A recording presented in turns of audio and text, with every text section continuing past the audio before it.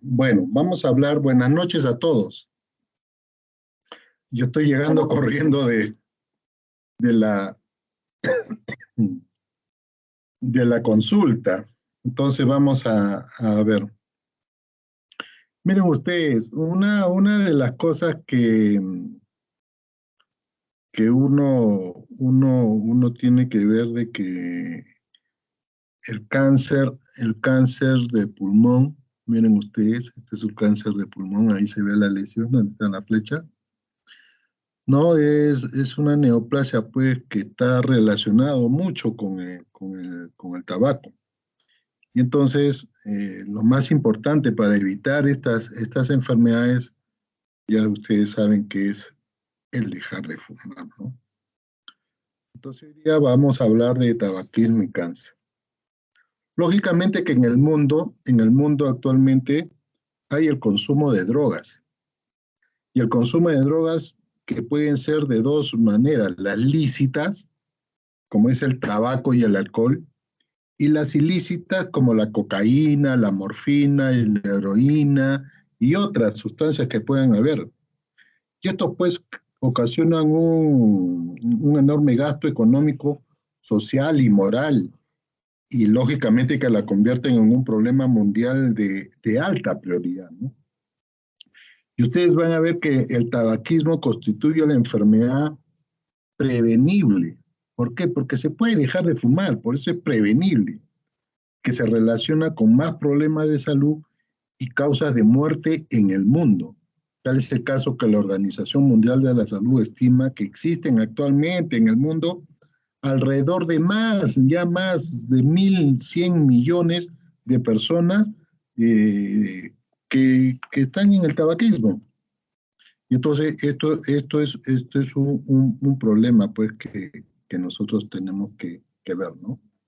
Entonces miren ustedes ahí, el tabaquismo pues es un problema de salud pública que representa una epidemia global, responsable de muchos daños en la salud de la población.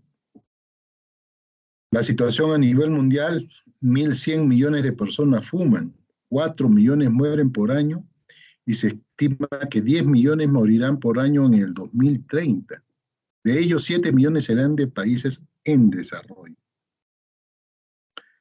La epidemia del tabaquismo es un fenómeno mundial con efectos destructivos, lógicamente, ¿no? Tanto para las naciones en desarrollo como también en los países industrializados. Ya en el año 2000 se veía que el tabaco había matado a casi 5 millones de personas en el mundo y más de 1 millón en las Américas. Y el tabaco es causa del 30% de muertes por cáncer y es causa de 18 diferentes neoplasias malignas, ¿no? Según la OMS, la globalización de la epidemia del tabaquismo se debe a una compleja gama de factores que están involucradas, ¿no? Lógicamente a la liberación del comercio. Ustedes saben que el comercio pues, va a producir ingreso, dinero, y entonces si las liberas, todo el mundo pues va a comercializar y va a ganar mucho dinero. La inversión directa extranjera, el carácter transnacional de la publicidad del tabaco, sí, porque ahora en todo el mundo, pues, la publicidad del tabaco está en todos lados. La promoción y patrocinio de actividades artísticas y deportivas. El tabaco, miren, ¿eh?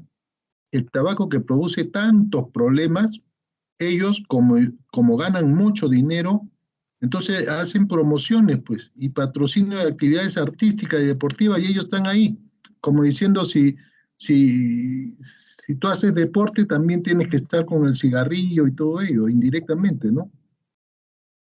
Y lógicamente que esto ha generado también contrabando, ¿no? ¿Por qué? Porque cuando los países comenzaron a ver que había problemas en el consumo de tabaco, comenzaron a restringir el ingreso de tabaco en sus países. Y entonces, como ya no se podía comercializar mucho porque los ingresos eran pocos, empezaba el contrabando y esto es un negocio pues enorme. Miren ustedes cómo los países en desarrollo, los países industrializados, es estimado de la incidencia de cáncer, ¿no?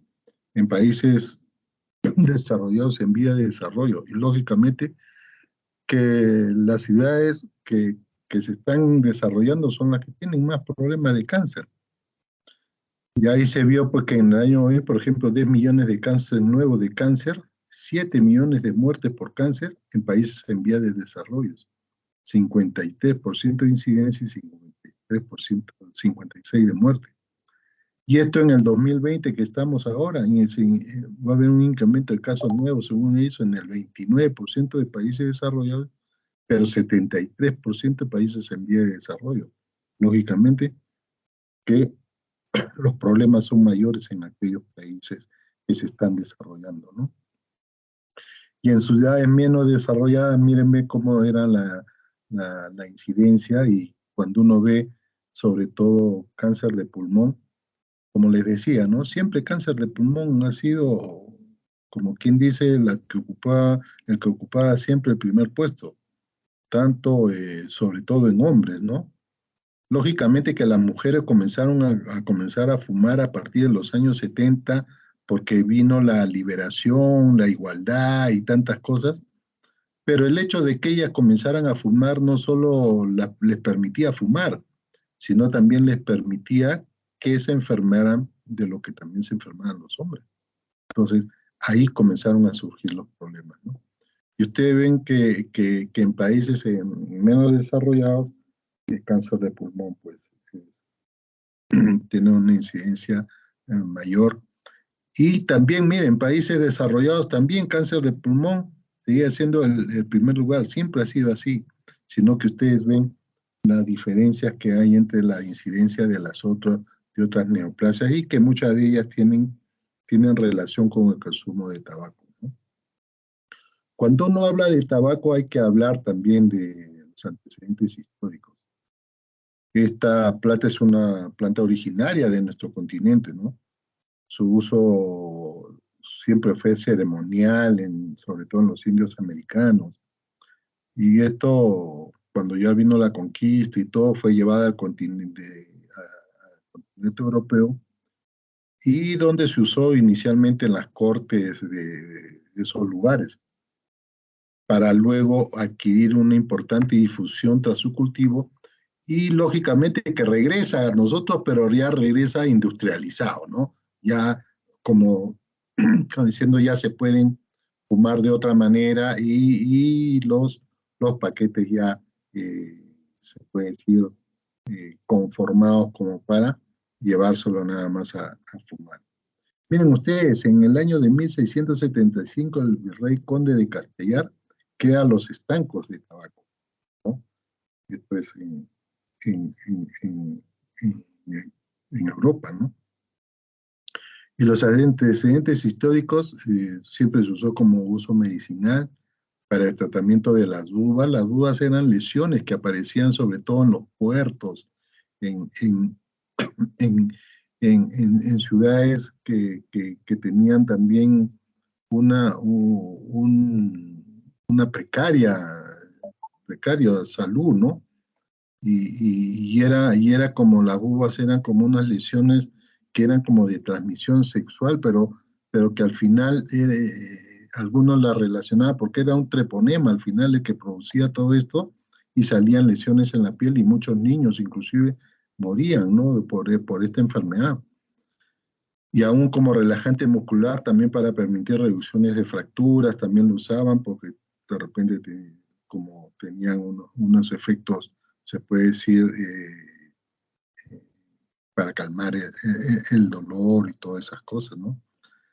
En los principios del siglo XX se crea la máquina productora de cigarrillos, lo cual difunde y lo pone al alcance de la mayoría. Y esto se utilizó mucho en la Primera y la Segunda Guerra Mundial. Y los soldados pues no podían estar sin sus cigarros, ¿no?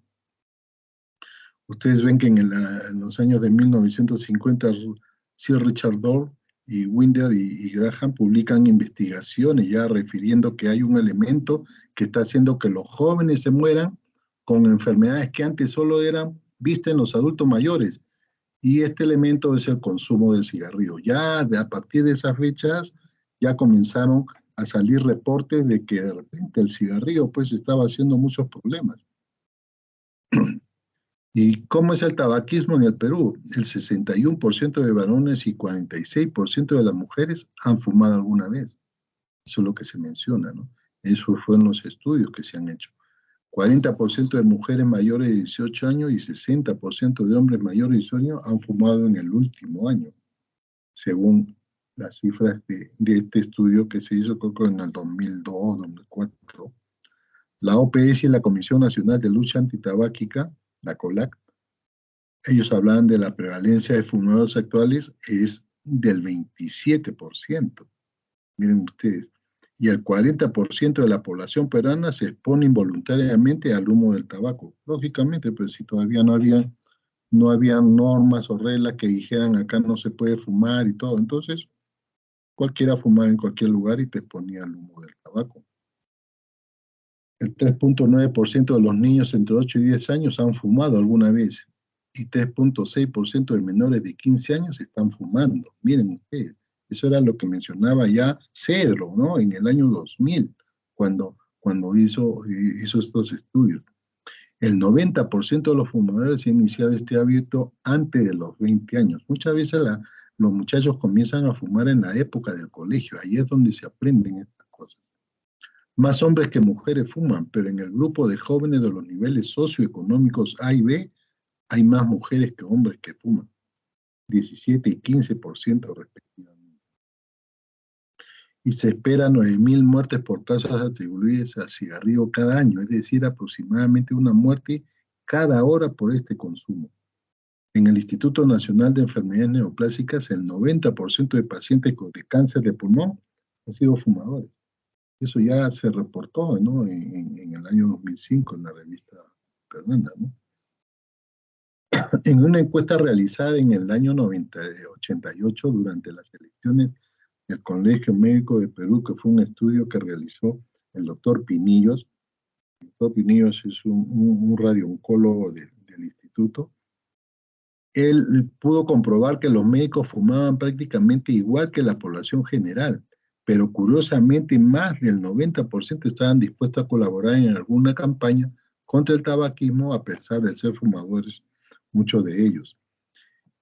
En encuesta anónima del doctor Amorín, el doctor Amorín es un cirujano de tórax del Neoplásicas, Edgar Amorín. Él hizo una encuesta anónima a 588 trabajadores del instituto y él que encontró que la prevalencia de tabaquismo era del 18,7% y estaba distribuido en los grupos ocupacionales empleados en el 30%, médicos en el 21,8%, nutricionistas en el 15,8% y personal de enfermería en el 10,5%. Miren ustedes. ¿Y cuándo hablamos de un fumador pasivo o de segunda mano? Fumador pasivo consume el 30% de la aspiración de elementos negativos que hace el fumador voluntario. Este es el sustento fundamental para las disposiciones legales que protegen el derecho al ambiente libre de humo. Y esto fue lo que llevó a que salgan esas normas para evitar de que la gente se exponga pues, al humo del cigarrillo cuando él de repente no le gusta fumar, pero no se va a enfermar porque otro sí lo hace. Y es por eso de que ahí comenzaron a haber estos derechos de los ambientes libres de humo, ¿no? Recuerden que la nicotina es la forma de eliminación la cotinina es la forma de eliminación de la nicotina y esta puede ser medida con relativa facilidad en la orina. Y existen estudios en lactantes que demuestran su condición de fumadores pasivos, miren ustedes. Esta es una figura que muestra sobre todo la biología de la adicción a la nicotina. Y lógicamente que hay influencias medioambientales, que estas pueden ser de diversos tipos, tanto psicológicas, económicas, genéticas, ¿no? Pero que al final son los productos del tabaco los que van a dar el comportamiento para que el comportamiento de fumar. Lógicamente que una vez que alguien fuma, lo primero que va a ver es que la nicotina va a entrar en el cuerpo de esta persona, ¿no? Y va a comenzar a darse todo el metabolismo de esta nicotina. Recuerden que el sistema nervioso central juega un papel muy importante en el desarrollo de esta adicción a la nicotina. Cuando esta nicotina entra en el cuerpo, va a ocupar los receptores colinérgicos nicotínicos. ¿Y esto a qué va a llevar? A una liberación de los neurotransmisores. Y sobre todo, ¿de quién? De la dopamina. Lógicamente que estos factores que afectan esta susceptibilidad para que haya esta adicción, depende de varias cosas, ¿no? Por ejemplo, la edad. Se menciona que la edad es muy importante y justamente los más vulnerables, ¿quiénes son? Los jóvenes y muchas veces hasta los niños, porque empiezan a temprana edad. El sexo y los que tienen mayor predisposición a querer seguir siempre fumando, van a ser más fáciles, son las mujeres. Hay una predisposición genética, también se ha visto esa transmisión de familias que, que, que, que pueden tener este gen y que ellos con sentir nada más el humo, ya aspirar el humo de tabaco, ya ellos quedan impregnados y quieren seguir haciéndolo, ¿no? También hay desórdenes psiquiátricos que nos pueden llevar al consumo del tabaco. Por ejemplo, la depresión, e inclusive se habla de esquizofrenia para todo ello. Y lógicamente que el abuso de ciertas sustancias, como es el abuso de alcohol o inclusive el abuso de drogas ilegales, la que nos va a llevar a que estas personas siempre estén fumando. Lógicamente que si ustedes comienzan a ver este ingreso de la nicotina en el cuerpo, la posición a los receptores colinérgicos nicotínicos y la liberación de, de los neurotransmisores como la dopamina, esto va a producir al inicio una tolerancia reducida. Pero lógicamente que con el hecho de seguir fumando, y esto se produce un reforzamiento. Y entonces la persona que fuma va a comenzar a tener un rendimiento mejorado. Miren ustedes, inclusive muchos tienen mayor capacidad de atención, como que fueran más inteligentes, captan más, pero ellos tienen que vivir con la nicotina ahí en sangre para tener todo esto. Hay una modulación del estado de ánimo, o sea, hay una sensación de placer, una mejora en este estado de ánimo, ¿no? de, de la persona. Y estas personas tienen como característica que los fumadores, que son así, fumadores empedernidos, tienen un menor peso corporal. ¿Por qué? Porque disminuye su, su apetito. Y ellos por eso consumen menos y ellos no están preocupados en comer, ellos más están preocupados en cómo fumar. Y lógicamente que el hecho de seguir fumando y de seguir fumando va a revertir los síntomas de abstinencia, ¿no? Es como que se hacen ellos una automedicación. Y es por eso que los, los, los síntomas, inclusive los síntomas que produce el impulso de fumar, es, estas personas muchas veces tienden a querer estar tomando café, uno los ve que quieren estar hablando por teléfono a cada rato, consumen bebidas alcohólicas o pueden les llama la atención de estar conduciendo porque ellos se divierten al conducir y están fume y fume, o pasar tiempo inclusive con los amigos. ¿Por qué? Porque son los amigos con los que están compartiendo los cigarros. Entonces, la adicción a la nicotina se produce cuando se necesita la nicotina y no se puede dejar de usarla. Eso es una característica fundamental de la adicción. No puede dejar de usarla.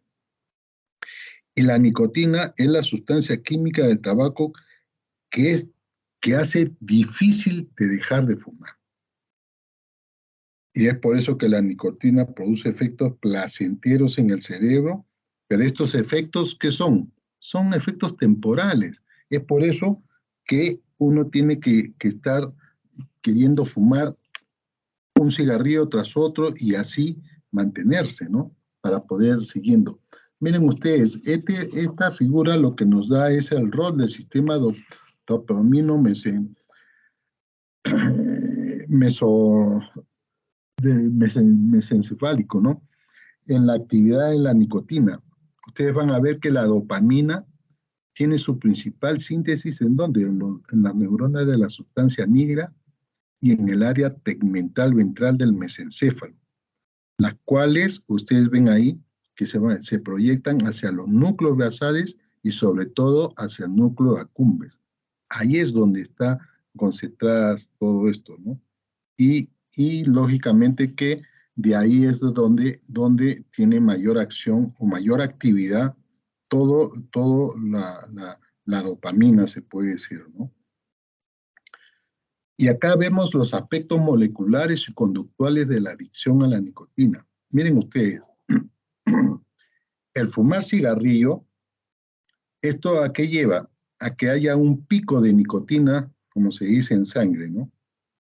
Y esto va al cerebro y lógicamente que se activan ¿qué? Los receptores colinérgicos nicotínicos neuronales.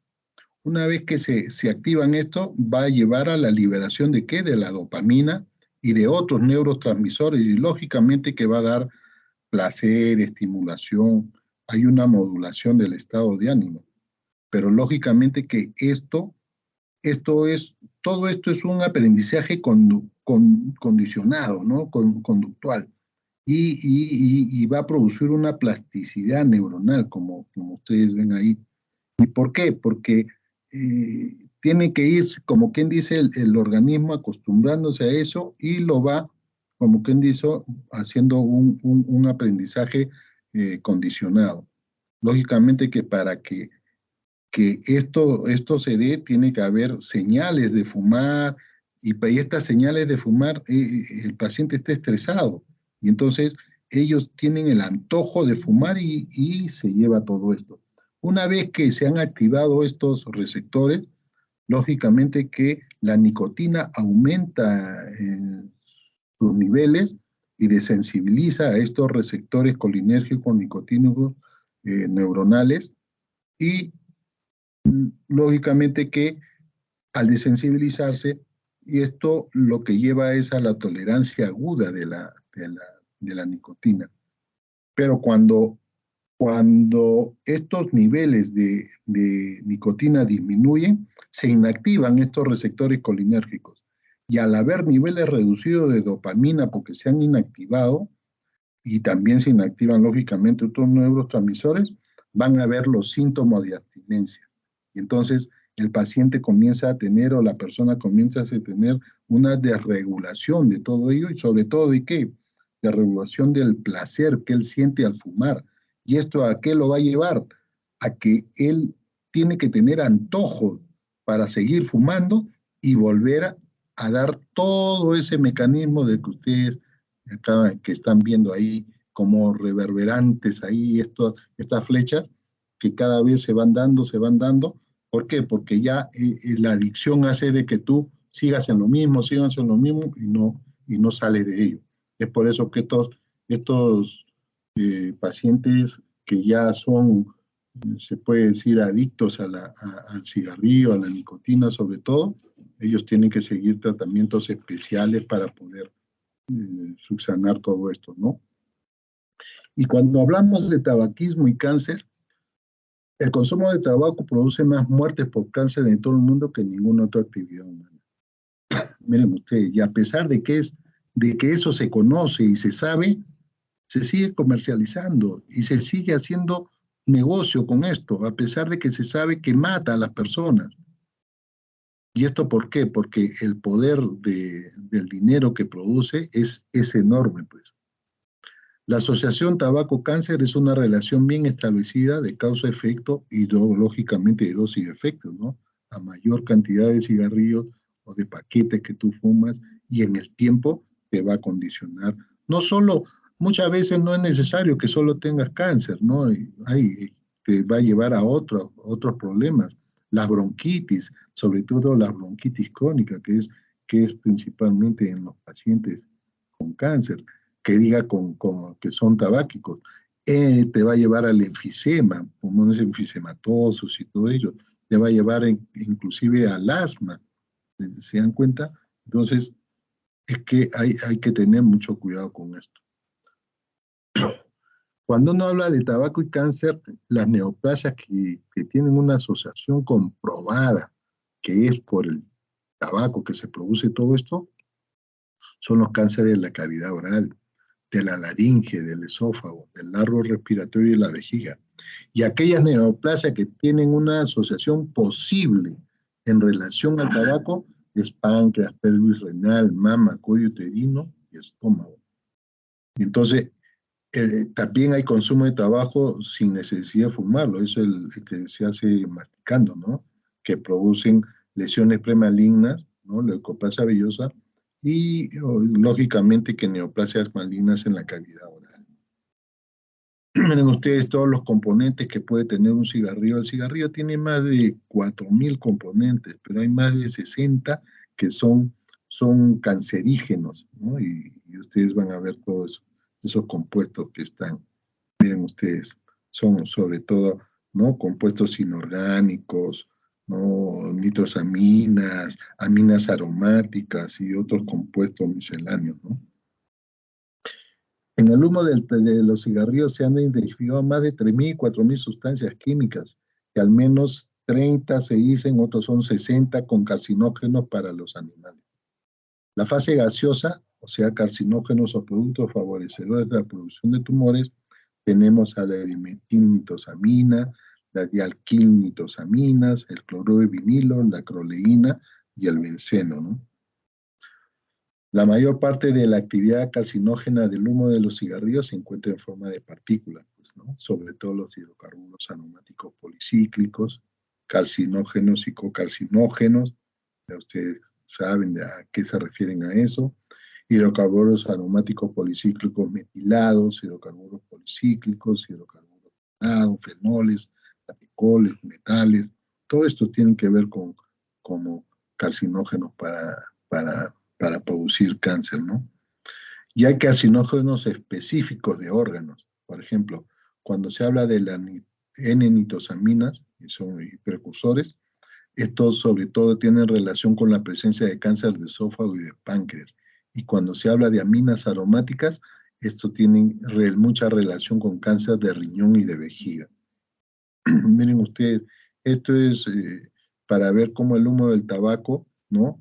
Y el cáncer se ve en la carcinogénesis y cómo se da. Ustedes ya saben todos esos pasos de la iniciación, de cómo los carcinógenos se van dando y después los promotores, cómo van actuando, y lógicamente hasta producir y todos los cambios moleculares que se dan sobre todo en el ADN y todo ello, las mutaciones, los oncogenes, la pérdida normal de crecimiento de los mecanismos de control, hasta producir una neoplasia, ¿no?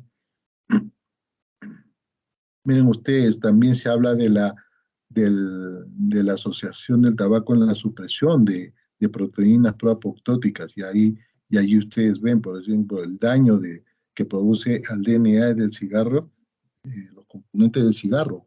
Por ejemplo, produce ¿qué? Un daño a quién? A la proteína del P53 nativa, ¿no? Y entonces ya no hay que haga el arresto en el ciclo celular cuando hay una célula dañada o hacer un reparo del DNA porque ya no hay quien vaya, le dé la orden para que se repare o vaya a la apoptosis. Y en lo otro, de las proteínas proapoptóticas, ustedes ven al VAX, ¿no? Que el VAX es una familia del BCL2 y que tiene que ver sobre todo con los aniones de los cationes en las mitocondrias. Y esto hace de qué? De que se libere ¿quién? El citocromo C para activar todos los mecanismos de la apoptosis, pero esto es bloqueado por estos compuestos de los componentes del cigarrillo. Y entonces no hay quien mate a la célula o le diga o rearréglate o inclusive las sustancias proapoptóticas. Miren ustedes, y lógicamente que estas vías de señalización son las proteínas que se han regulado en cáncer de pulmón.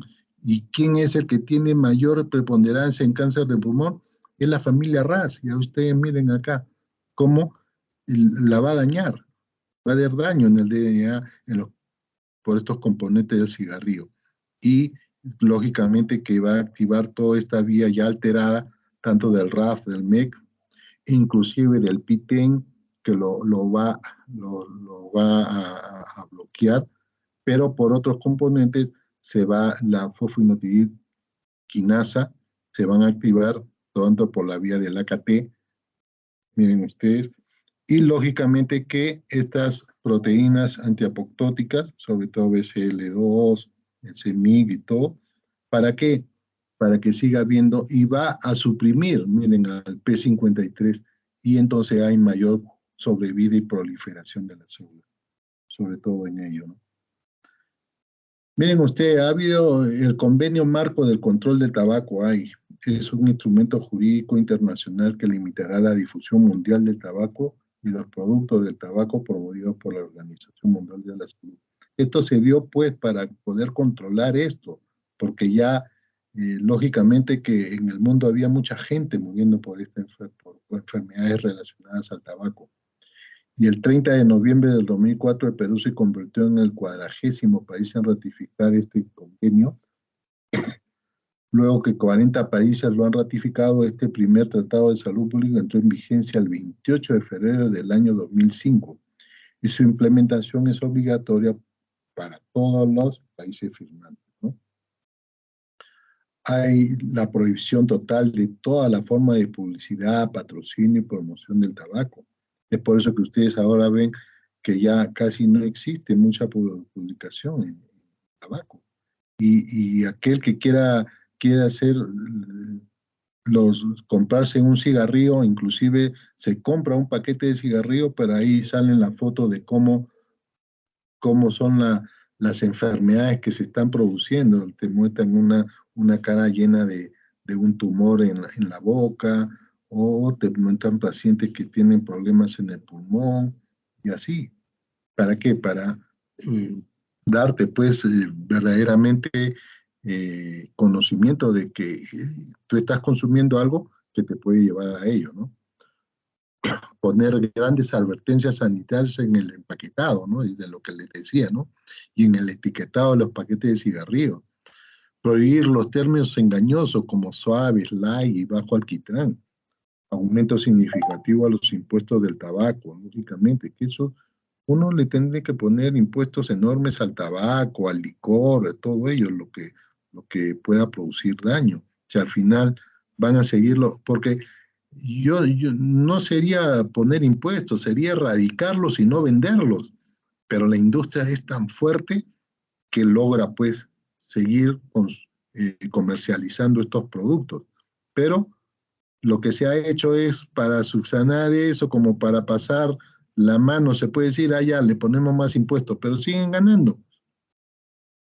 Proporcionar lugares públicos y de trabajo libres de humo de tabaco, obligar a las compañías a que divulguen el contenido de los productos del tabaco, lógicamente, que son dañinos, y considerar medidas legislativas para responsabilizar a la industria del tabaco por los daños causados. Y esto con la finalidad de que hacerle juicios. En Estados Unidos hay mucha gente que ha ganado juicio a las compañías tabacaleras por los daños que le han hecho el consumir sus productos. Miren ustedes todo lo que ha hecho la legislación peruana, ¿no? Hay leyes, sobre todo aquí estas leyes fueron dadas progresivamente desde el año 93 hasta el año 98. Y lógicamente que acá esta ley que prohíbe la venta y publicidad de productos elaborados con tabaco en lugares de acceso público, son señalados en la ley 25.357, y sobre todo en la ley que regula, acá no está la 25.357, también, ¿no?, que establece la prohibición de fumar en espacios cerrados de uso público. Es por eso que ustedes pueden reclamar. Hay una ley que los protege si no quieren estar en un lugar donde, bueno, ustedes están tranquilos, llegan a alguien y fuma, ustedes pueden decirle que no, que por favor lo saquen, porque esos son lugares que no deben de fumarse. Y entonces, y cada lugar donde hay gente que pueda llegar a fumar, tiene que tener un lugar especial para que ellos vayan y fumen. ¿Cómo son las directrices en el manejo clínico de la adicción al tabaco? Hay acciones de los médicos. Hay que preguntar y identificar sistemáticamente a todos los fumadores en cada visita. Hay que orientarlo, instar decididamente a los fumadores a que dejen de fumar. Esa es la mejor prevención para el fumador es no fumar, dejar de fumar. Esa es la mejor prevención, no hay otra. Hay que identificar a los fumadores que deseen abandonar el hábito, disponer contactos de vigilancia. Hay intervenciones farmacológicas, terapias de primera línea, como goma de mascar con nicotina, parches de nicotina para 24 horas, parches con 21 miligramos durante 4 semanas, parche con 14 miligramos por 2 semanas y parche con 7 miligramos por 2 semanas. O sea, tienes que irlo progresivamente exponiéndolo a dosis más bajas también de nicotina, ¿no? ¿Por qué? Porque no le puedes retirar de golpe, ¿no? Porque si no vas a producir el efecto, ¿no?, de abstinencia. También hay inhaladores nasales de nicotina, una nebulización en cada orificio nasal, 1 a 2 veces por hora durante 3 a 6 semanas. Hay inhaladores bucal de nicotina, de 6 a 16 bocanadas al día hasta 6 meses. Bupropion de 150 miligramos al día ingeridos durante 3 días, seguidos de 150 miligramos 2 veces al día durante 7 a 12 semanas. Hay intervenciones farmacológicas, terapias de segunda línea, como la clonidina, en las dosis que se indican ahí, la nortriptilina, y otras intervenciones como la orientación por el médico u otro personal clínico, que debe darse, ¿no? La orientación no menos de 10 minutos uno la da. Programas de interrupción intensiva del tabaquismo, sistema de identificación del estado del fumador basado en la clínica. Hay orientaciones por personas no clínicas y de apoyo social en que intervienen los parientes y los amigos. Hay una orientación también que se puede hacer por teléfono. O sea, lógicamente que cuando se tienen este tipo de pacientes, el trabajo tiene que, no solo es del paciente, el trabajo tiene que ser en conjunto con toda la familia para poder ayudar al adicto al tabaco a que vaya poco a poco dejando este consumo, ¿no? ¿Alguna pregunta hasta aquí? Yo creo que ahí no hay ningún problema. Vamos, ¿qué hora es? Van a ser las 9. Vamos a ver prevención y detección. ¿Están viendo eso?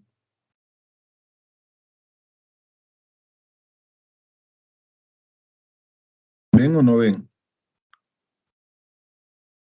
Sí, doctor. Ya. A ver, vamos acá. Cuando hablamos de prevención y detección precoz de cáncer, ya ustedes ya saben que hablar de prevención es hablar del primer nivel, y cuando hablamos de detección precoz hablamos del segundo nivel. Y entonces uno es para disminuir incidencia y el otro es para disminuir mortalidad. El mejor tratamiento de las enfermedades malignas consiste en su prevención. Eso es lógico. Y que el proceso que ha de prevenirse es la carcinogenia, no el cáncer. Por eso le decía, ¿no?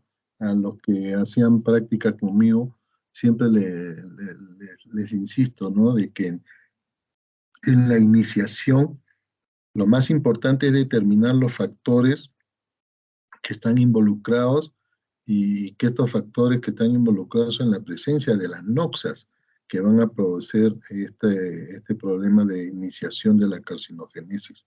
Entonces, tenemos que evitar esta carcinogenia.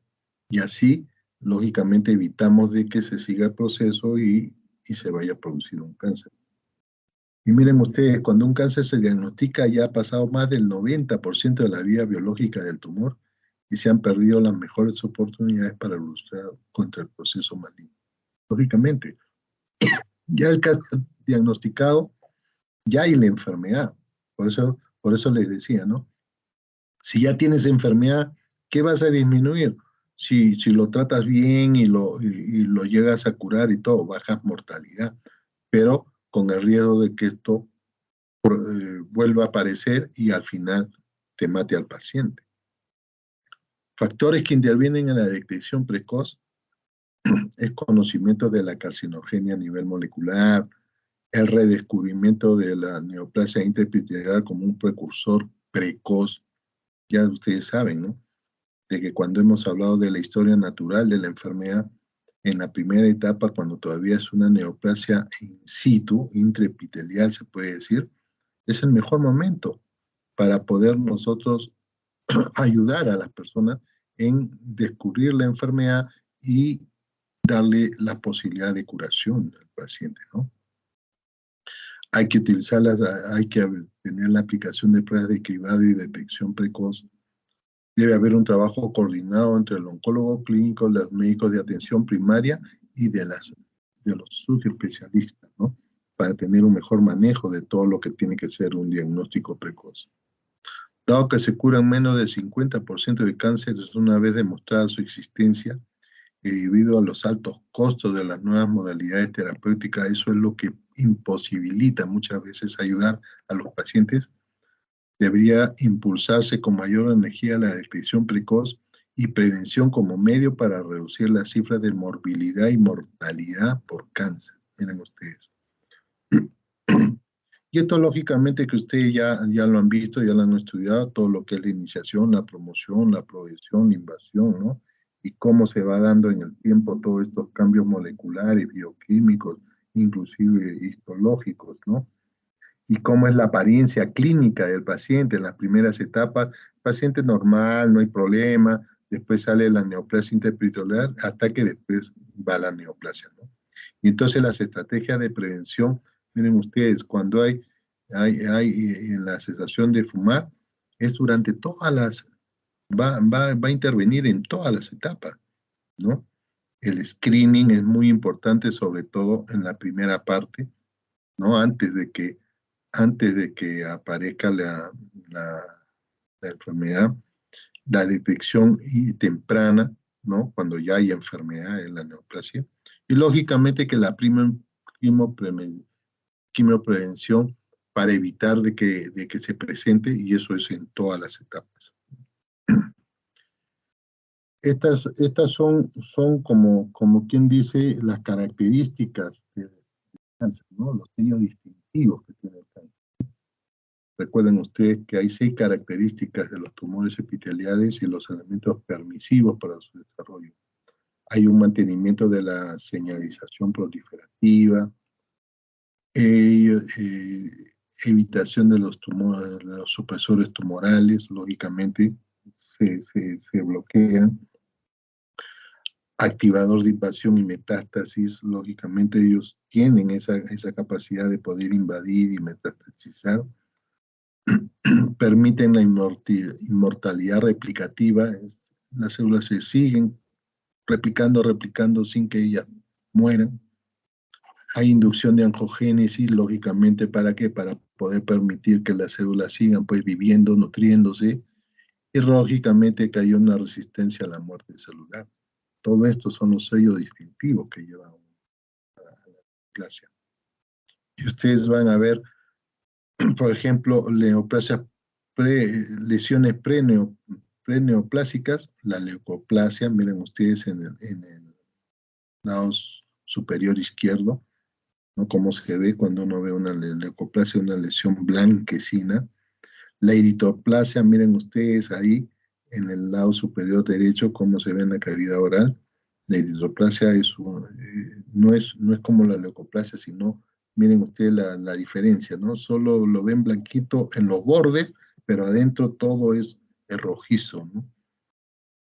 El esófago de Barrett, eso se ve, por ejemplo, en el C, ustedes ven, eso se ve específicamente cuando uno está haciendo la endoscopía, uno va entrando y ve esas características del esófago de Barrett, una lesión premaligna, y miren los pólipos adenomatosos en colon sigmoide. Lógicamente que histológicamente uno puede ver cómo es el incremento del tamaño nuclear, de la forma nuclear anormal que tienen las células, un incremento de la captación del tinte a nivel nuclear, porque ya hay un desorden ahí, hay mayor captación de esta sustancia, hay pleomorfismo nuclear, hay un incremento de la mitosis, y ustedes van a ver cuanto más mitosis, más desdiferenciada va a ser la célula, hay mitosis anormales y hay desorden o ausencia en la diferenciación, ¿no? Miren, esto es para que ustedes vean las secuencias que se tienen que llevar que llevan las neoplasias y las intervenciones y estrategias que uno debe de tener, ¿no? Recuerden ustedes que son los virus, la radiación, los químicos, los, los elementos que pueden ser carcinógenos o procarcinógenos, hay directos, ¿no? Y miren cómo a la célula le van estos carcinógenos, van a ir haciendo daño progresivamente, ¿no? Cambios genéticos, van a iniciar a la célula con estos daños, después hay la expansión clonal selectiva, una lesión preneoplásica, siguen habiendo cambios enérgicos hasta conformar la lesión maligna, ¿no? Y ustedes ven ahí que todo va en la primera parte de la iniciación, la promoción y la conversión, ¿no? Para luego seguir con la progresión, la historia natural, como le decía, de la enfermedad, ¿no? Ya la heterogeneidad que tienen las células y lógicamente que la forma de cómo comportarse en el organismo de la neoplasia. Pero de estas intervenciones, ustedes van a ver que están en relación a esta exposición. Vean ustedes la prevención primaria, cómo se van dando, en qué momento, ¿no? Cómo es la protección con la química, el bloqueo de interacción con genes, miren ustedes. La prevención secundaria es en el diagnóstico inicial, ¿no? Temprano, el diagnóstico temprano de la enfermedad, y después ya viene, lógicamente, que si uno diagnostica la enfermedad tempranamente es lo mejor, pero cuando la enfermedad continúa, lógicamente hay que dar terapia, y terapia ya sea con cirugía, radiación o quimioterapia, o combinada, ¿no es cierto? Y la prevención terciaria que viene a ser pues ya, lógicamente, que al paciente hay que cuidarlo para que no vuelva la enfermedad o inclusive evitar que se presunten tumores secundarios, y si se presentan tumores secundarios, poder tratarlos rápidamente para que esto no siga progresando. Ustedes van a tener en el tiempo que hay pacientes que puedan tener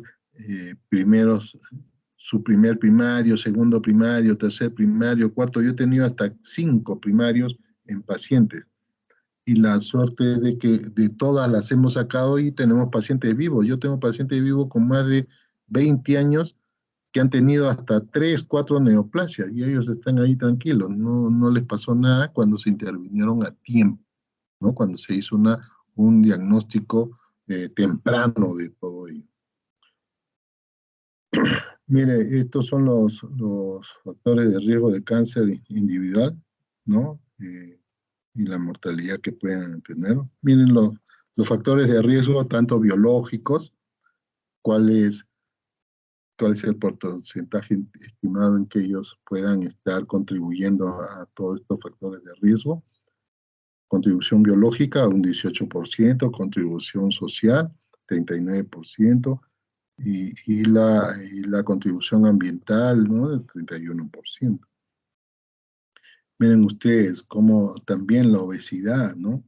Y la inactividad física puede llevar al cáncer, ¿no? Hay mecanismos potenciales que se han visto tanto en la obesidad, pueden haber incremento a través de ciertas oxidaciones que pueden llevar al daño del ADN, la inflamación, ciertas sustancias, estrógenos, la insulina misma, el factor de crecimiento, ¿no? De la insulina. Y miren ustedes, también glucocorticoides, ¿no? También tenemos inactividad física.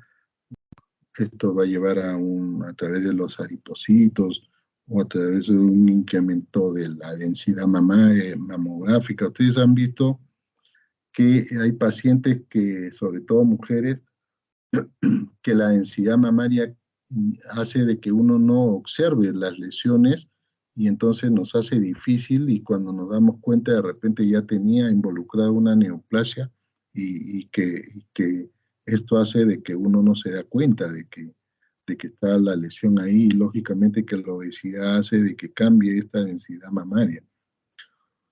La resistencia a la insulina y todos estos elementos que están ahí, y también el decrecimiento a través del decrecimiento de algunas sustancias como la que ven ahí. Cuando uno habla de prevención, se estima que para el 2030 hay un incremento del 50% de casos nuevos diagnosticados. Casi un 50% de estos casos pueden ser prevenidos o diagnosticados en estadios tempranos. Miren ustedes. Por eso es muy importante hacer mucha prevención, ¿no? Pero esto lleva pues a de que se invierta mucho al inicio, porque si no lo tienes conformado, lógicamente que va a ser muy difícil, ¿no? Estos son los niveles de prevención en el tratamiento del cáncer.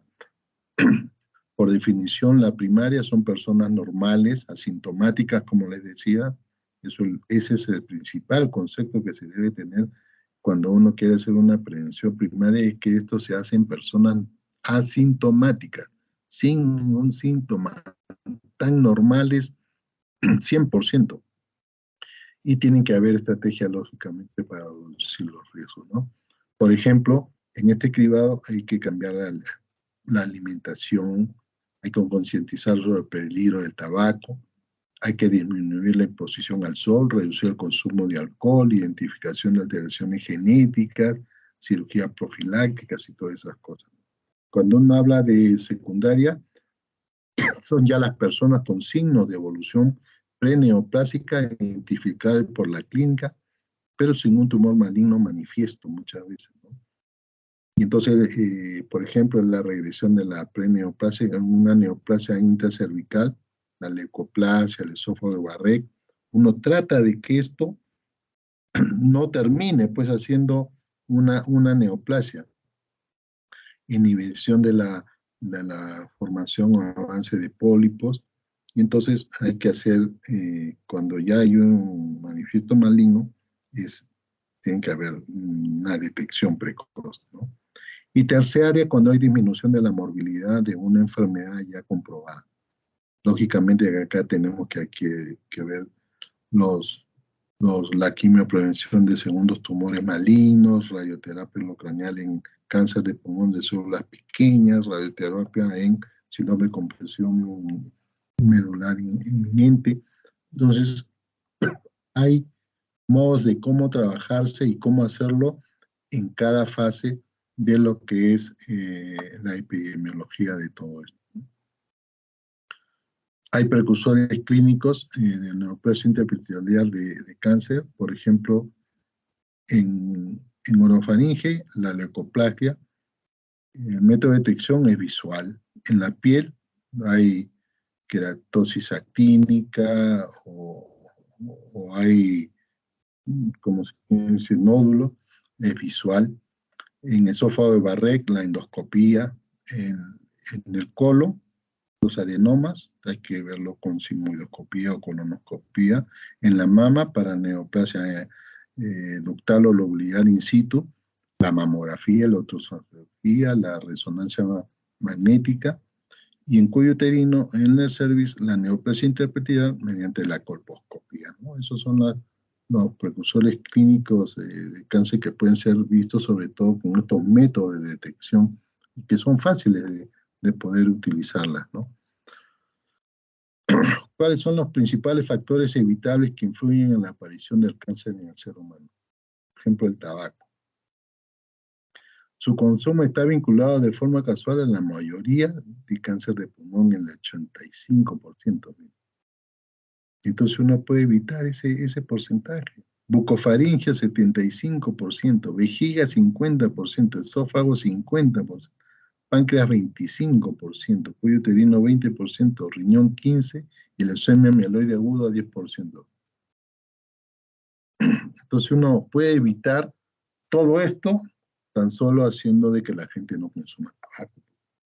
En cuanto a la alimentación, el papel de la dieta es complejo y no está demostrado, pero las que tienen abundantes verduras y frutas han tenido un carácter invariablemente protector. Esto se ha visto, que protege sobre todo en cáncer de colon y recto, ¿no?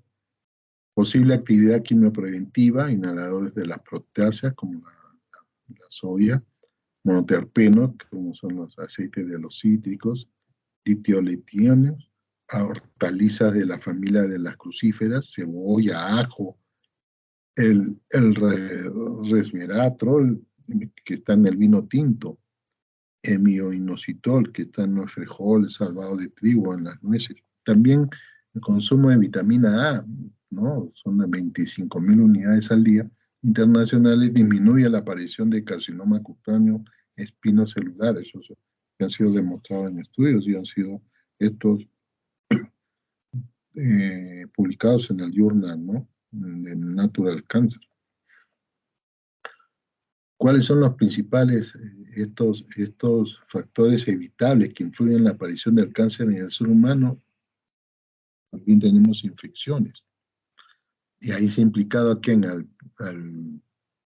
papilomavirus, al virus de la hepatitis B, efectivamente en la etiología de cáncer de cervix, hepático y algunos bucales, Helicobacter pylori para el cáncer gástrico, Tonorchis sinensis en el colangiocarcinoma, esquitosoma hematobium en el carcinoma escamoso de vejiga, el HTLV1 y el virus de Leigh-Steinbarr en los linfomas, y el virus de ETB en cáncer de orofaringe. Cuando hablamos de carcinógenos químicos, tenemos los colorantes anilínicos con densidad de vejiga, asbesto, en el mesotelioma, ¿no? El cáncer también de pulmón, pero más en el pulmón. El asbesto es lo que llamamos el amianto, ¿no? Las hormonas, como mama, próstata. Miren ustedes, los cánceres de etiología infecciosa, el carcinoma hepatocelular, la gente es un virus. En gástrico, la gente es un Helicobacter pylori, y en el cervix, el papillomavirus. El modo de transmisión puede ser materna, oral, en un otro sexual. Y las intervenciones que se pueden dar, pueden haber vacunas, sobre todo en hepatitis C, ¿no? Ustedes ven que ahora ya desaparece con la vacuna en la hepatitis C, que antes te mataba rápidamente o te producía cáncer hepático. En gástrico, los antibióticos eliminan al Helicobacter pylori, y lógicamente que en cervix, las vacunas que existen. En el cribado y la detección precoz hay estrategias de diagnóstico precoz. Lo ideal es aplicar primero un test muy sensible que detecta todos los casos posibles de la enfermedad, y en una segunda fase aplicar un test muy específico. Se confirma el diagnóstico de esos posibles enfermos. Lógicamente que en la población pues entera, uno muchas veces, dependiendo de la población que tenga, no puedes hacer estudios donde los gastos sean muy grandes. Entonces, por eso primero aplicas un test muy sensible que detecta los casos, y después ya esos casos que has detectado de toda la población, recién lo pone a confirmarlo con ya pruebas que tienen mayores costos, ¿no? ¿Cuáles son los requisitos para demostrar la utilidad de una prueba de cribado? Debe existir un procedimiento que detecte el cáncer antes que los métodos habituales, por ejemplo, lo clínico, la autoexploración. Debe haber pruebas de que el tratamiento en una fase más precoz de la enfermedad mejorará su desenlace. Y debe haber pruebas de los beneficios totales para la salud. Lógicamente que en detección tú tienes que utilizar lo más fácil y lo más barato. Es como yo digo, el hecho de palpar, por ejemplo, palpar una mama, solo vas a usar tus manos, no vas a tener otra cosa, entonces no cuesta nada. Es como que si quieres palpar una próstata para ver si tiene algo, es solo utilizar tu dedo, no tienes más. Entonces ya te estás adelantando a muchas cosas. Lógicamente que después, si tú encuentras algo, ya lo vas complementando y vas viendo cómo van a ver ustedes de que de, por sí solo, como ya se ha visto, hay pruebas que por sí sola no te dan pues todo el porcentaje de efectividad que tú quisieras y tienes que combinarlas para lograr el beneficio que uno espera. Miren la efectividad de los principales métodos de cribado para enfermedades neoplásicas. Miren, cuando uno habla de órgano, por ejemplo, en la mama, en mayores de 50 años, el test es la mamografía y su nivel de evidencia es alto y sí está recomendado. De 40 a 50 años, el test es la mamografía y siendo alto y está recomendado. En cuello uterino es el Papa Nicolau, es alto y está recomendado. Lógicamente que ahora no solo es Papa Nicolau, inclusive debe ser un pack en base líquida y uno puede agregar y aumenta mucho más, se puede decir, el porcentaje de beneficio cuando es el combinado con la identificación del papilomavirus, ¿no? En el colon rectal, en mayores de 50 años, el test es la sangre oculta en heces, ¿no? Y tiene un alto nivel de evidencia y, sí, y está recomendado. La sigmoidoscopía también es alto y está recomendado. La colonoscopía es bastante alto y está recomendado. En pulmón, ese es el problema que siempre ha habido, como les decía a los muchachos que están en el pulmón, no tiene una prueba como para decir vamos a hacer un screening, ¿no? Y es por eso que y una de las características de pulmón que ya la saben ustedes de que cuando llega con síntomas es porque es un localmente avanzado. Las, las, mm, las neoplasias de pulmón temprana son hallazgos fortuitos, no porque haya un método de screening donde vamos a hacer, ¿no? Aunque ahora ya se habla, pero para los que tienen riesgo, ¿no? El melanoma, el examen cutáneo, pues el mirar no te cuesta nada. Es moderado, sí, pero te sirve. Y en próstata se menciona que el PSA te ayuda, pero es moderado, lógicamente, pero tú tienes que complementarlas con otras, ya sea la ecografía, el tacto rectal y todo eso, para aumentar su porcentaje de diagnóstico, ¿no? Miren ustedes, estos son lo que los americanos comenzaron a usar en servicios preventivos, ¿no? Para la calificación de evidencia de screening en varios cánceres, ¿no? Y veían si es, ciertamente hay un beneficio y la magnitud del beneficio, ¿no? Un certero beneficio.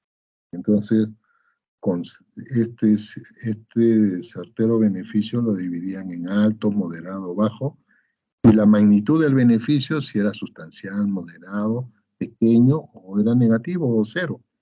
Y es por eso que ellos hablaban por ejemplo, del Papa Nicolau, ¿no? De, ellos dice que debe hacerse cada 3 años en mujeres de 21 a los 65 años. Y también este Papa Nicolau, ¿no?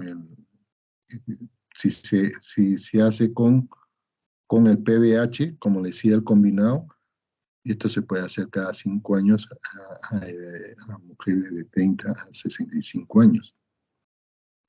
Y cuando hablan de colon es alto y sustancial, ¿no? Y en colon, el examen de heces, ¿no?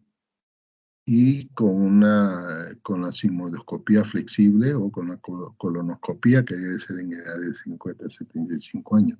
Ahí es sustancial.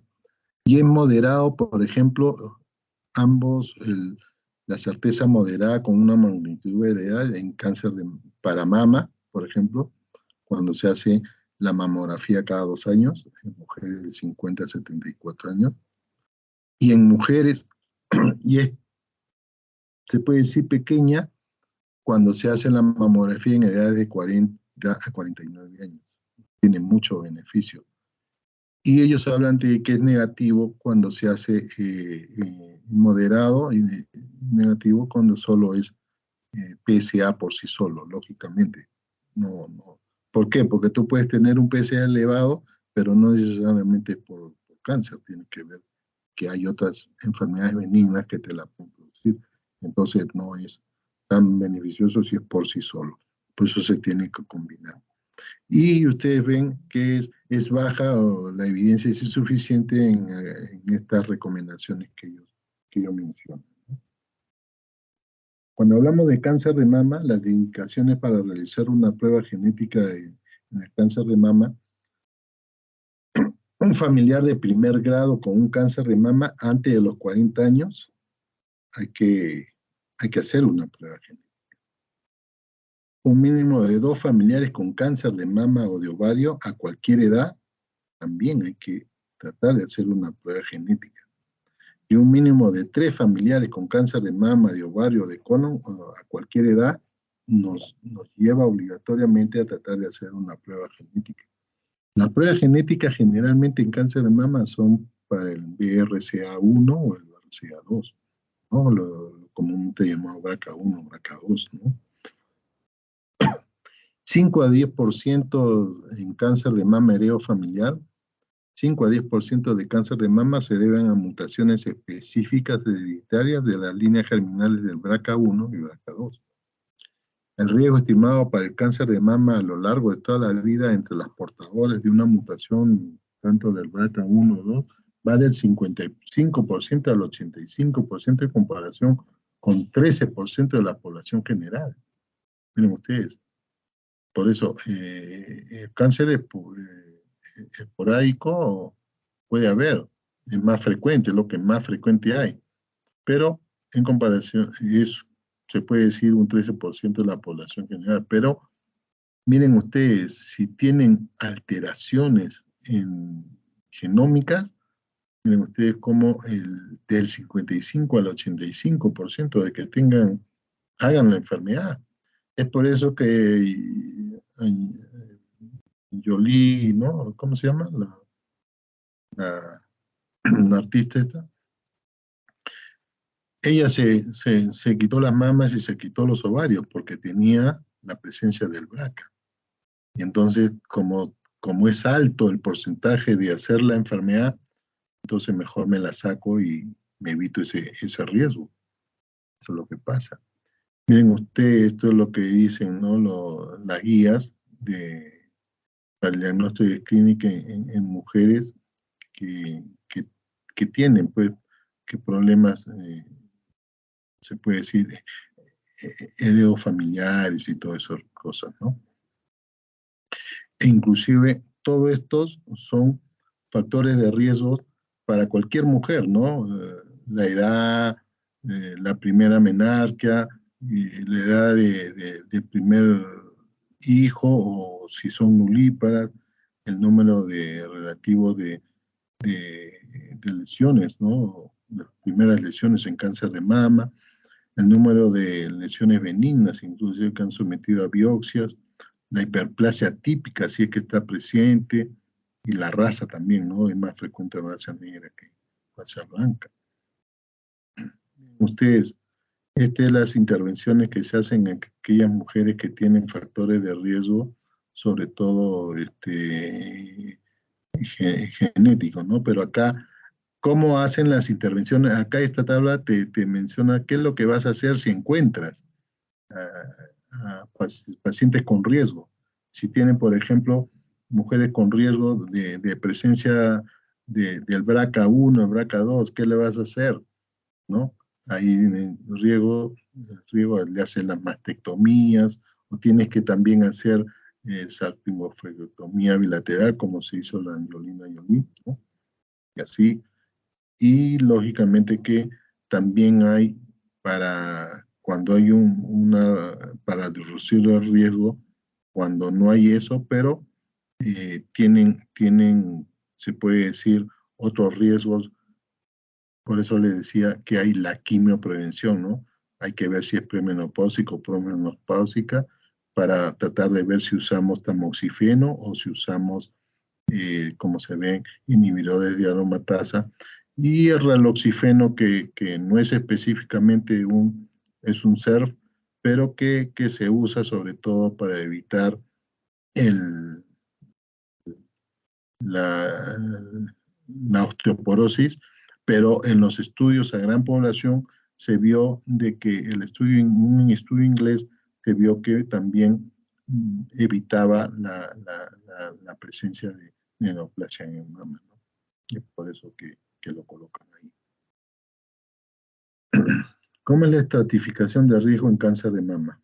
Mujeres con riesgo no incrementado y en mujeres con riesgo incrementado. Y aquellas que tienen riesgo incrementado son mujeres con antecedentes de haber recibido radioterapia en tórax por alguna otra causa.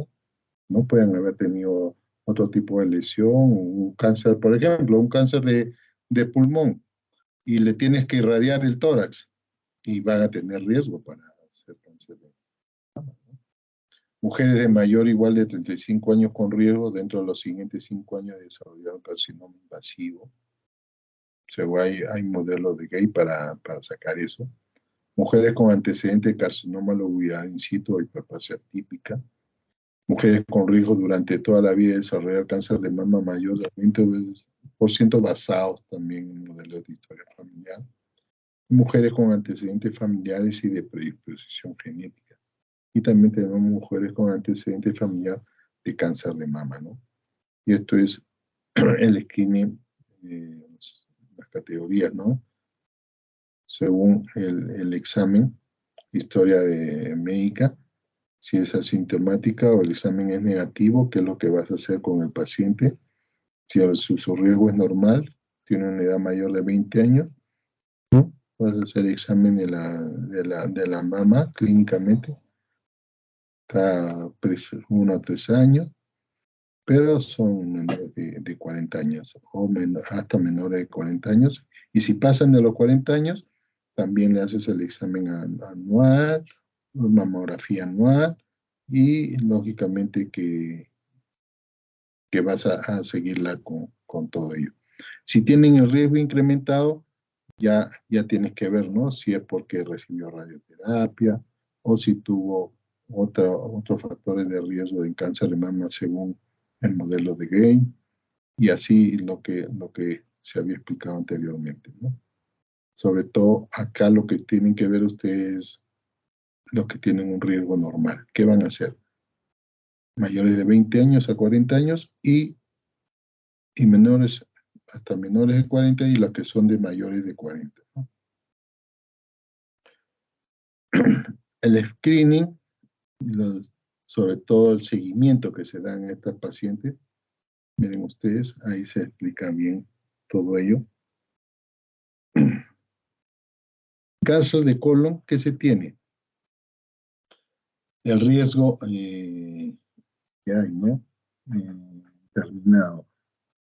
Y esto para evaluar el riesgo para cáncer de colon, sobre todo en una edad mayor de 50 años, no hay historia de adenoma o cáncer colorectal, no hay historia de enfermedad intestinal inflamatoria, o es negativa la historia familiar, ¿no?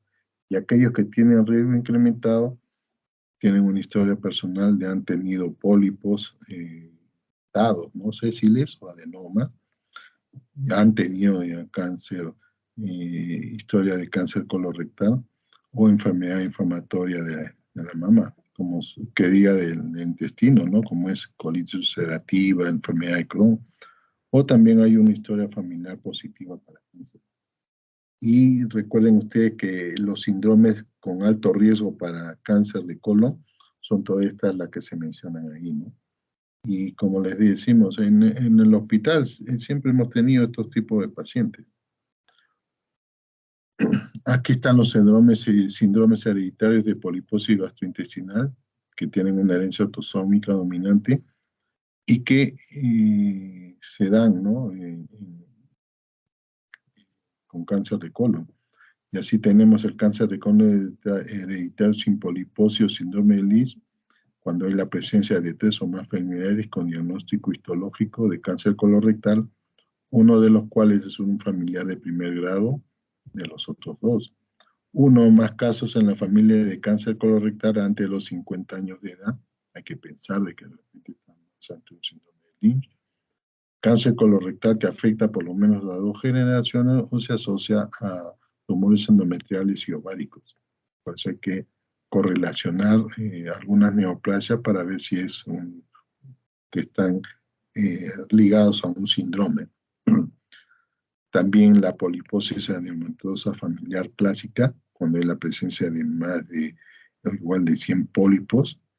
Hay veces se hacen la cirugía de estos pacientes y se saca todo el intestino grueso.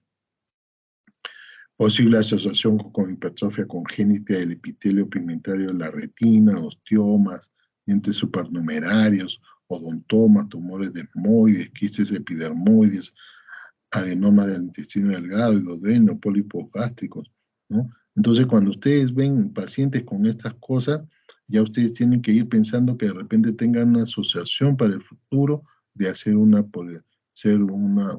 cáncer de colon, pero que tiene la identificación de ser una poliposis adenomatosa familiar.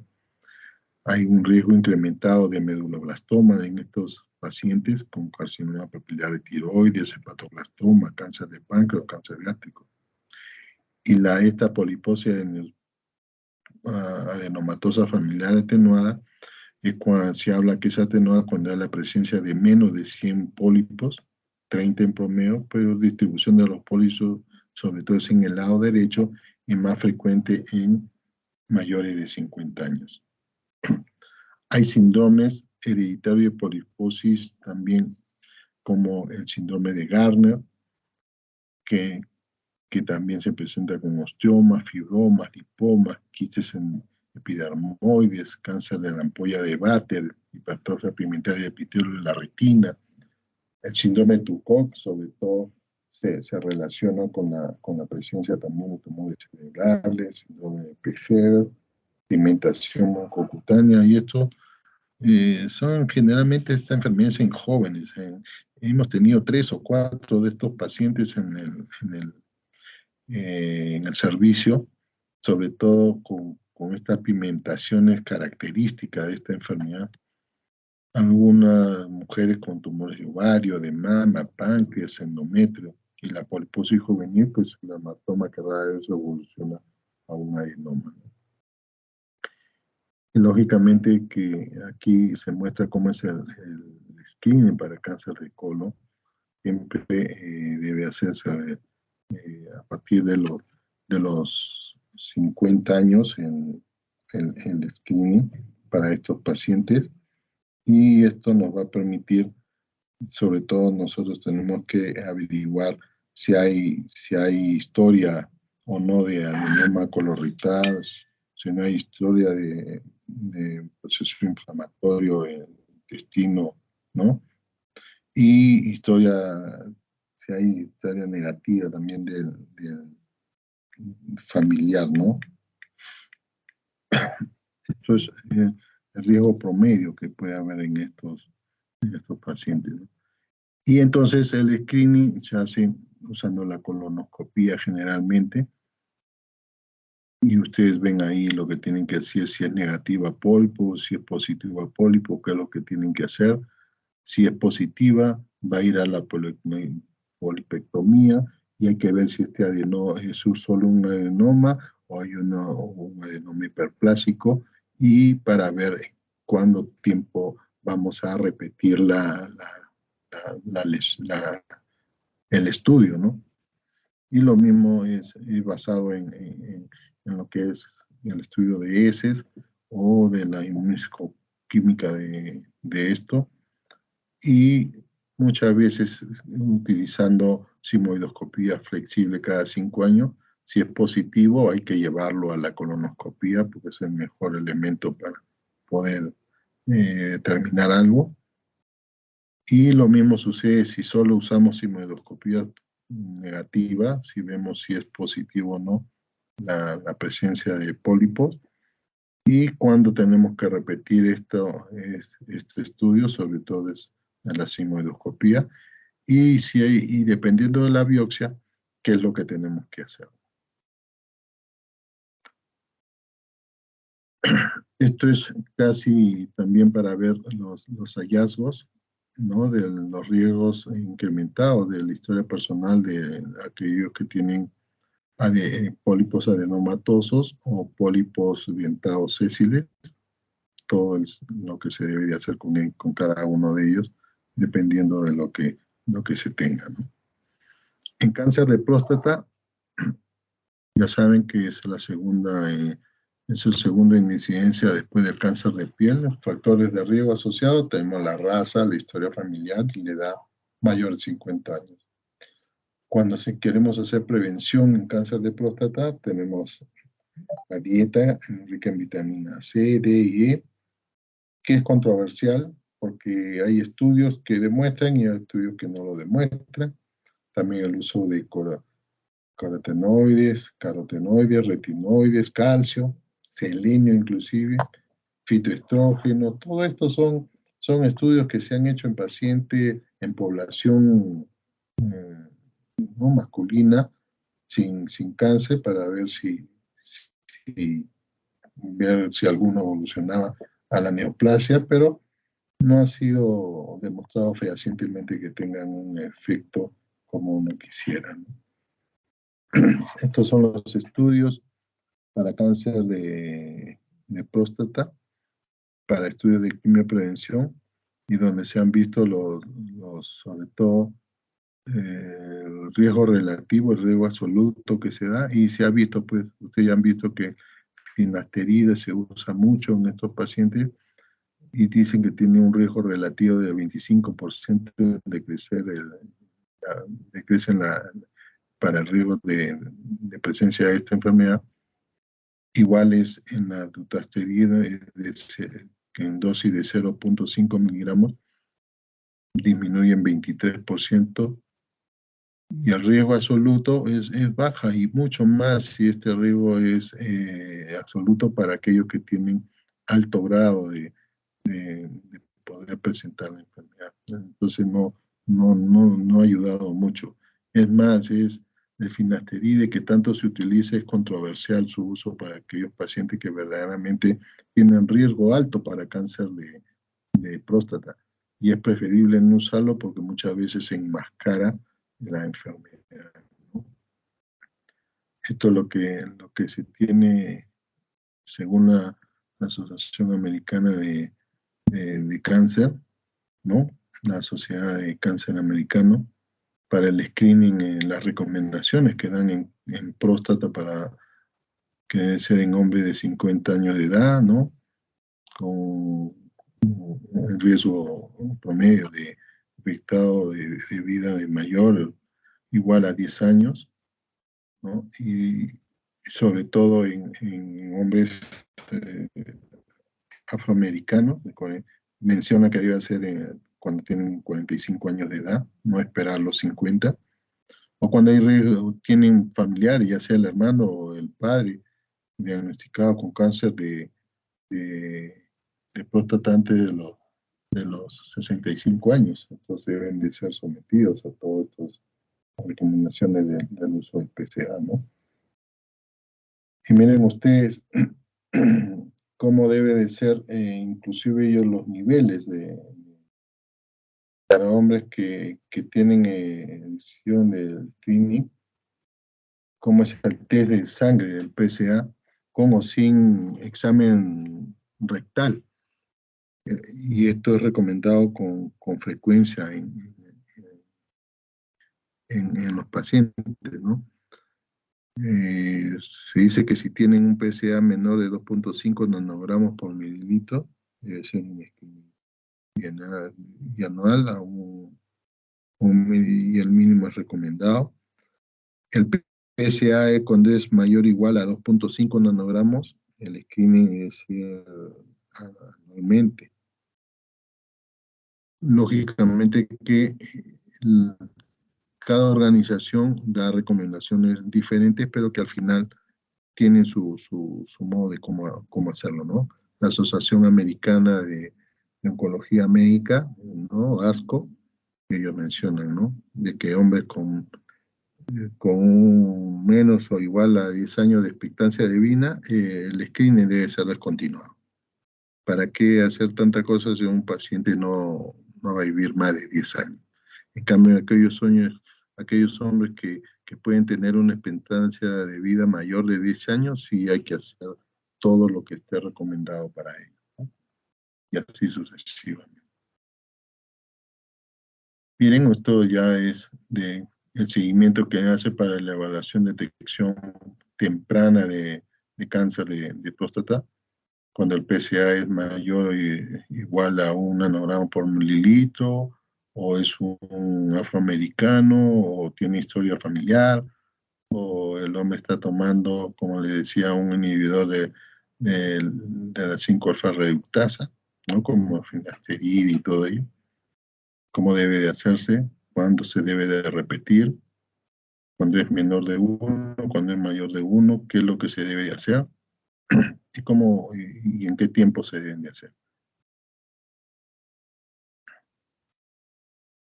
Esto es para cuando se hace el examen digital, ¿no? Y lógicamente también se tiene el PSA total. Si es positivo el examen digital en relación a los resultados, ¿no? del PSA, hay que hacerle la biopsia guiada o por ecografía. Y si es negativo, hay que ver cómo se comporta el PSA. Por eso hay que tener en cuenta para que este PSA verdaderamente sea tomado en cuenta, que sea un PSA donde no haya dudas en lo que se tenga que hacer. Y para que un PSA sea tomado de la mejor manera, son esas recomendaciones que si ven ustedes ahí. La ejecución debe ser son confiables si el paciente ha tenido, por ejemplo, tú vas a tomarle el PSA, pero no debe de haber tenido relaciones, por eso se menciona que no debe haber una eyaculación por mínimo 48 horas, ¿no? Y esto se debe de hacer en todos. Y lógicamente que algunos medicamentos que puedan afectar al PSA, como le decía, ¿no? Inhibidores de la 5-alfa reductasa, como dutasteride, finasteride, algunos, y si usas inclusive bloqueadores del receptor androgénico, con mucha mayor razón puedes enmascarar a la enfermedad. Y estos son lo que se debe hacer cuando se hace el PSA y el examen rectal digital es negativo, ¿no? Miren ustedes, dependiendo del nivel de PSA, de la velocidad con que puede estar subiendo el PSA y todo ello. Sobre todo en esto, esta es la que uno debe de tener mayor consideración, ¿no? En cáncer de cuello uterino, el test de Papa Nicolau es el método más efectivo en el cribado. Consiste en la triple toma de células de tracto genital, tanto vaginal, endocervical y ecocervical, ¿no? Es muy importante saber tomar esa muestra. La sensibilidad es del 50 al 60% y las tasas de falsos negativos es 30%. Pero esto puede subir si cualquiera de los procedimientos que ustedes ven es mal tomada la muestra o inclusive el mal fijado todo esto o inclusive mal leído. Miren ustedes, entonces La citología en medio líquido consiste en diluir la prueba en una solución fijadora y procesarla, ¿no? Ese es el PAC en base líquida, ¿no? Disminuye el número de citologías no valorables y permite la realización de técnicas adicionales como la determinación del pH en la muestra, ¿no? Uno puede tomar muestra para ello. Miren ustedes el screening recomendado por la Sociedad Americana. Cuando tienes menos de 21 años no debe de hacerse, a no ser que ya tengas relaciones, ¿no? Ya tu RS se inició, ¿no? De 21 a 29 años, solo debe hacerse examen citológico cada 3 años. De 30 a 65 años, debe hacerse estudio de papilomavirus y citológico. Ese es el que le decía, ¿no? El combinado, cada 5 años. Y si es solo citología, cada 3 años puede ser aceptable en esta población.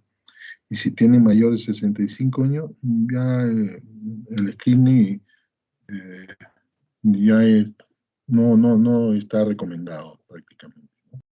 Y lógicamente que si hay histerectomía, ya no debe hacerse.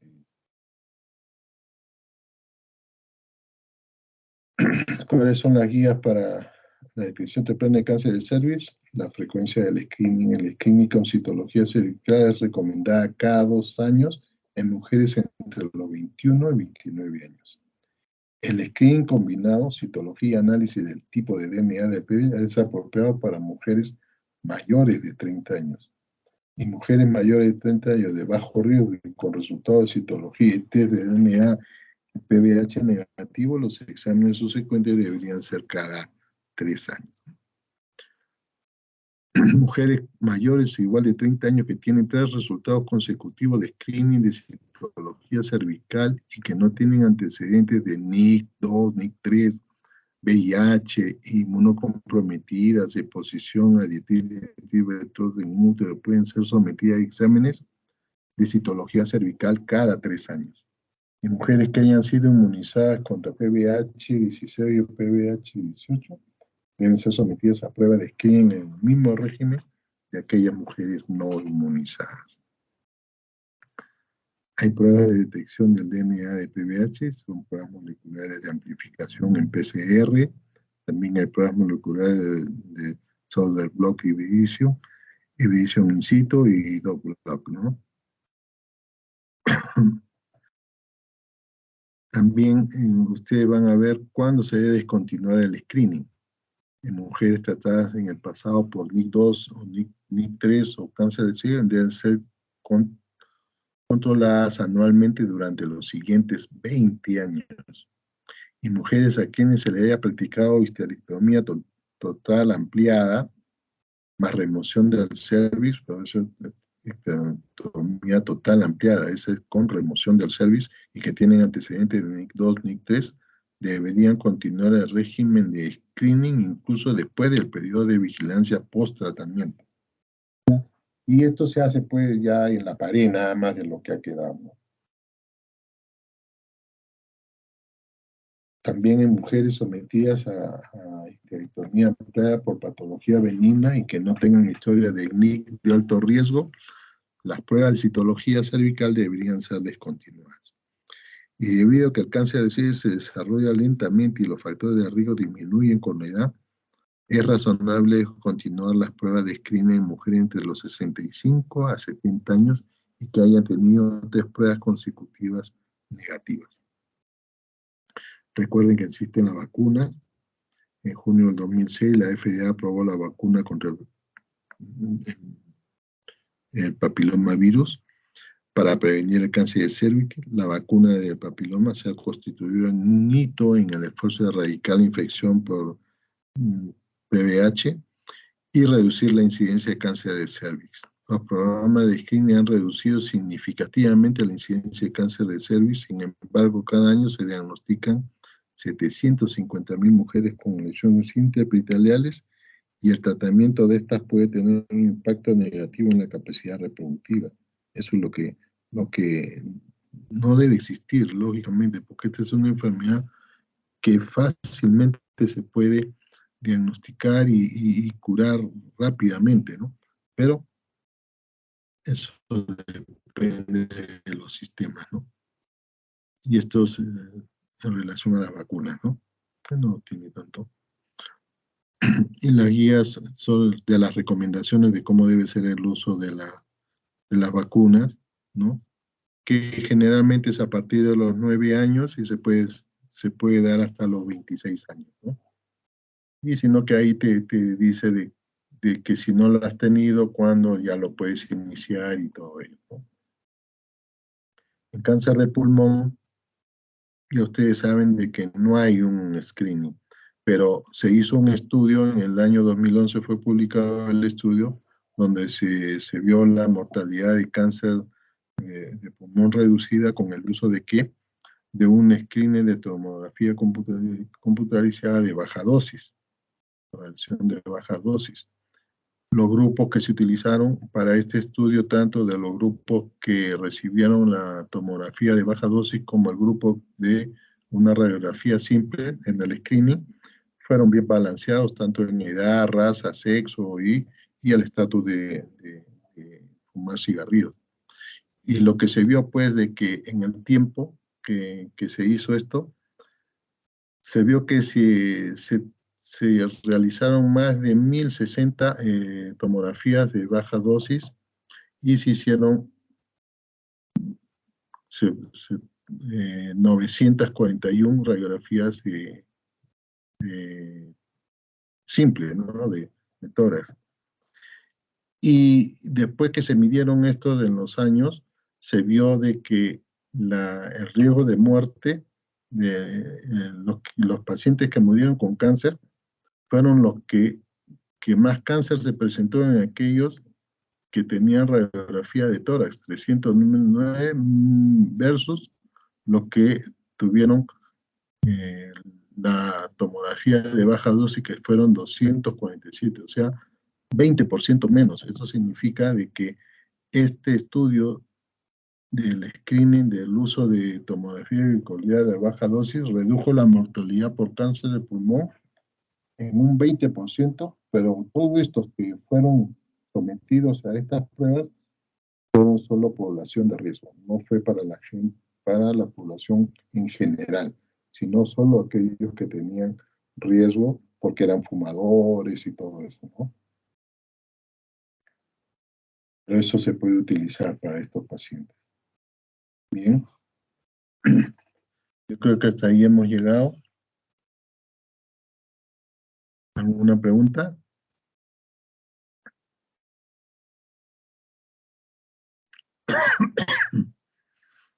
Bien, muchachos. Doctor, disculpe. Sí, Doctor, soy la delegada de medicina interna y no sé si sería posible si nos pueda pasar las diapositivas de hoy día y el del día viernes, doctor.